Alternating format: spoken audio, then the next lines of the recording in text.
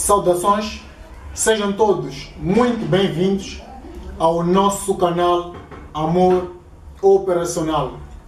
A nossa aula de hoje será muito boa. Nós iremos falar sobre os pressupostos fundamentais do método do grande M, também chamado do método Big M. Mas antes de começarmos com a nossa aula, eu quero convidar, subscreva-se ao nosso canal, ative o sino de notificações, de modo que possa ficar ao par de todas as nossas novidades. Rola a vinheta e vamos ao nosso vídeo.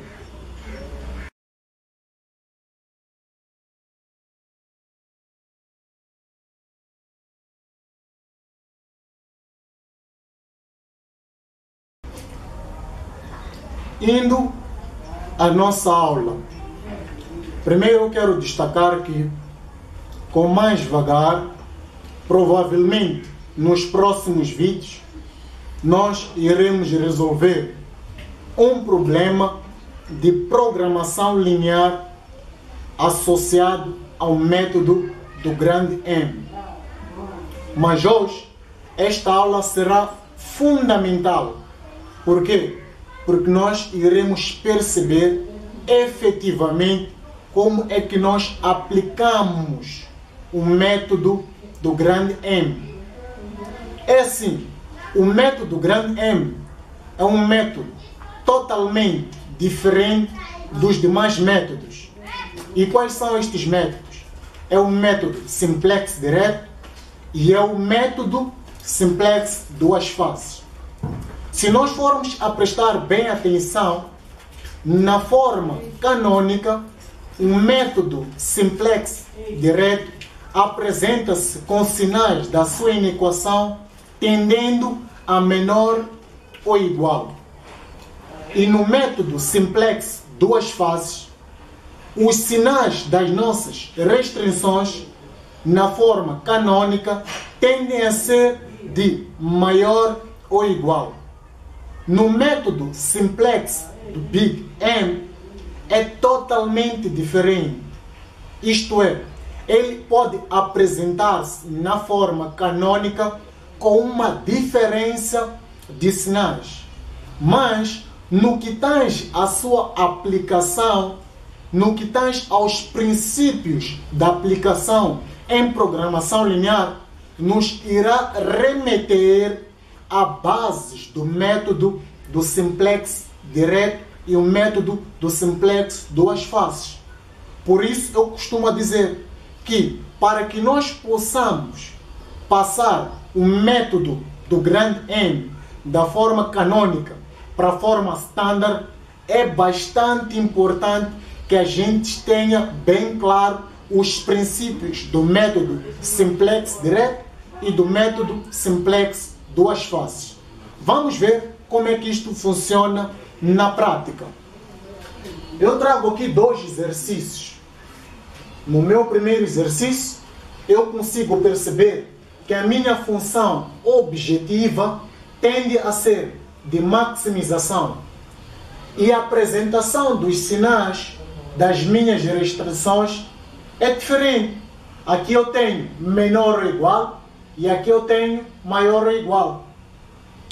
O primeiro ponto fundamental que nós devemos reter é o seguinte: nós só resolvemos exercícios ligados ao método simplex direto, aplicando o método do grande M, quando a função objetiva do nosso modelo de programação linear é de maximização.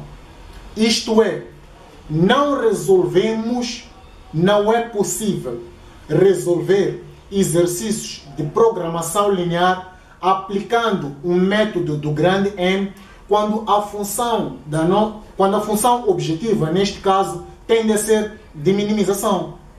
Ou seja, sendo de minimização, se for o caso, o que nós temos que fazer primeiro? Temos que multiplicar toda a nossa função objetiva por menos 1, de tal modo que ela deixa de ser de minimização e passe a ser de maximização. Neste primeiro caso, não será necessário fazer isto. Por quê? Porque já nos é dado um modelo de programação linear com essa tendência de maximização.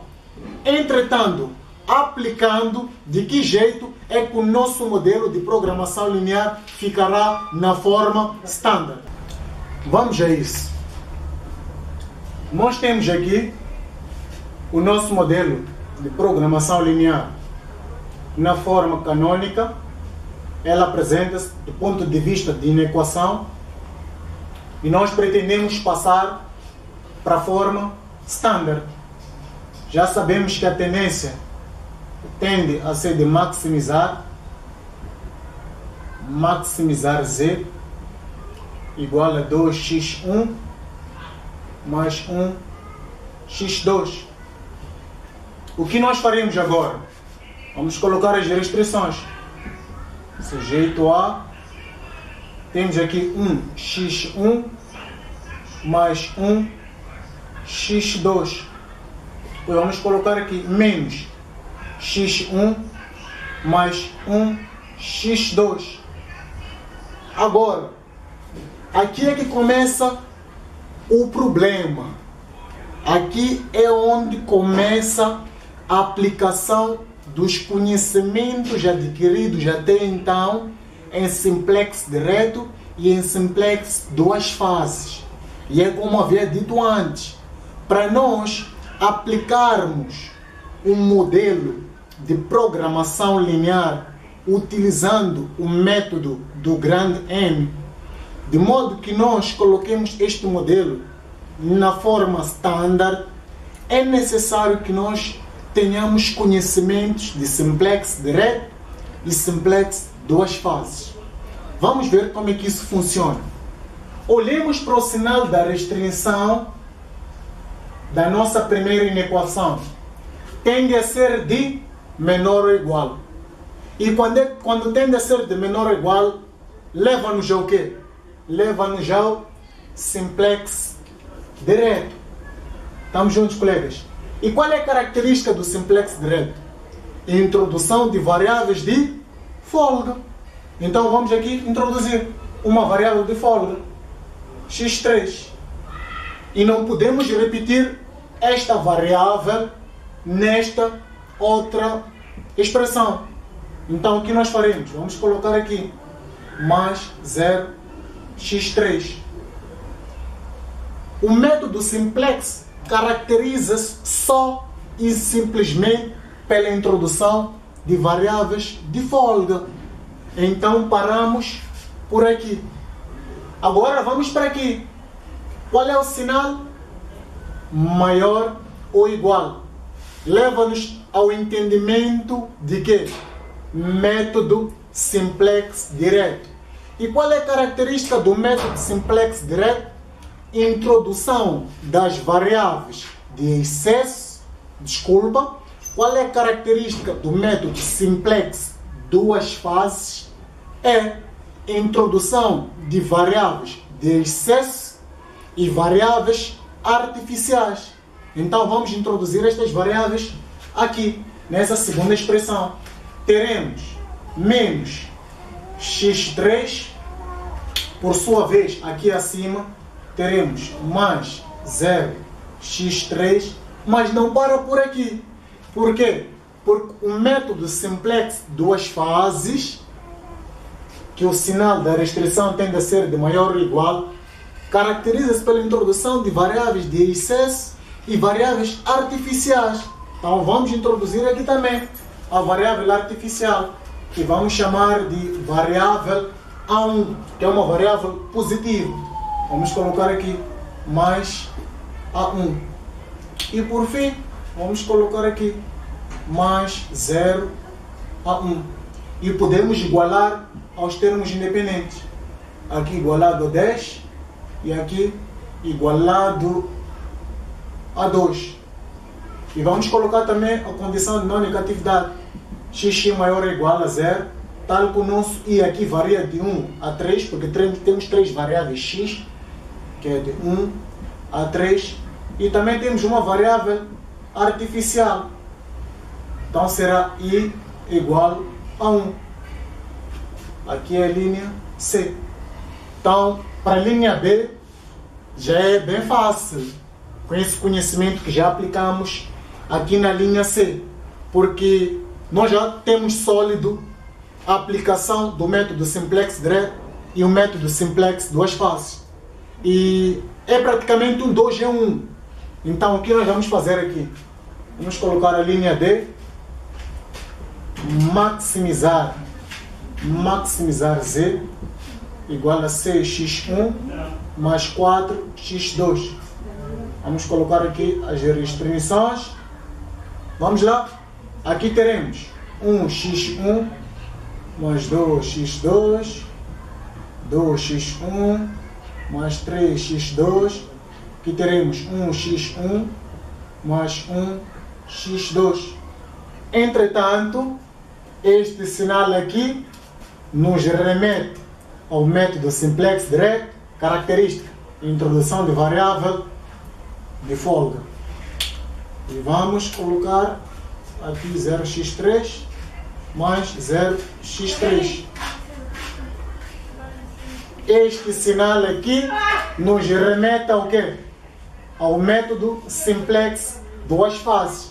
Caracteriza-se pela introdução de quê? De variáveis de excesso e variáveis artificiais. Então vamos colocar aqui menos x4, vamos colocar aqui mais 0x4, mais 0x4, variáveis de excesso e adição de variáveis artificiais, exatamente.